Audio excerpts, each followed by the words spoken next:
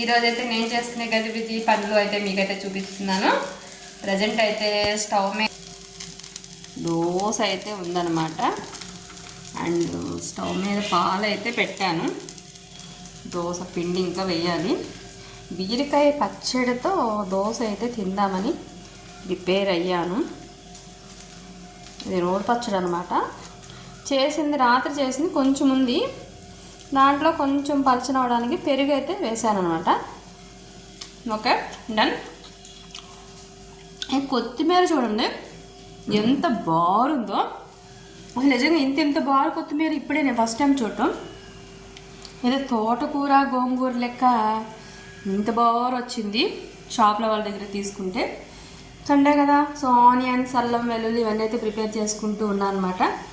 మొత్తం గజిబిజి గందరగోళంగా అయితే ఉంది. ఇంకా చాలా టైం పడుతుంది వర్క్ అవడానికి. ఇంకా అక్కడే ఉంది. పనమ్మాయి వస్తుంది కాబట్టి ఆ అమ్మాయికి కూడా ఒక దోశ వేసి అట్టు పెట్టేస్తే ప్రశాంతంగా తింటుంది. మార్నింగ్ సెక్షన్ ఎంత ప్రశాంతంగా ఉండాలి అనుకున్నా, ఎంత ఆదివారమైనా ఏదైనా గజిబిజి ఎంతో కొంత గజిబిజి ఉంటుంది నిజంగా.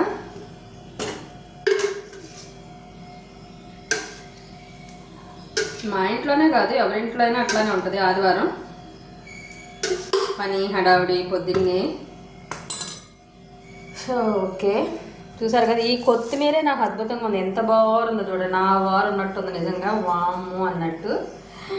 ఇంత చాలా ఇక్కడ వరకే ఉంటుంది యాక్చువల్గా. ఇంతే అమ్ముతారు మనకు తెలిసిన వరకు. మరి ఇంత బాగా వచ్చింది. ఇంకా నేను కాడలు కట్ చేశాను, ఇక్కడికి ఉంది అది. నేను ఇంకా కట్ చేశాను అనమాట. ఇంకా ఓ దేవుడా, కింద పడిపోతుంది. అసలు భలే ఉంది, ఫ్రెష్గా కసకస తినేసేటట్టు.